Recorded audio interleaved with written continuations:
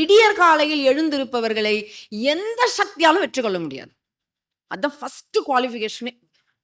பிரம்ம முகூர்த்தத்துல ஒருத்தன் எழுந்துக்க ஆரம்பிச்சிட்டான்னா, அவங்களுக்கு நல்லதெல்லாம் உள்ள வருதுன்னு அர்த்தம். அவன் அந்த நேரத்துல தான் சூரியன் தப்ப தூங்க வைப்பான். தூங்கு. இப்ப சொல்லுவாங்க பீக் ஹவர்ஸ்ன்னு சொல்லுவாங்க இல்லையா? நம்ம ஸ்கூல் டைமு, ஆஃபீஸ் டைம்லாம் பீக் ஹவர்ஸ் மாதிரி இந்த பிரம்ம முகூர்த்த நேரம் என்பது நாம வாங்குற பீக் டைம். இப்போ ரூ. 1 நம்ம தவத்துக்கு கிடைக்குதுன்னா, நாம உட்கார்ந்து பிரம்ம முகூர்த்தத்துல பண்றது கோடி ரூபாய். அதான் ஏன் நீ தியாகம் பண்ற முதல்ல உன் தூக்கத்த. இறைவன் அதுதான் பார்ப்பான். நான் முடிஞ்சப்ப பண்ற 10 மணிக்கு பூஜை பண்ணா போதும் இப்போ தூக்கத்து அப்படின்னு பண்ணா இறைவன் அதுக்கேத்த கூலி குடுப்பான். தூக்கத்த விடுறியாடா? ஏன்னா தூக்கம் பெரிய ஒரு சுகம் நமக்கு. தூங்குற சுகம் இருக்கே, அது ஏன் தெரியுங்களா அத விரும்புறோம்? அது பிரம்ம நிலை.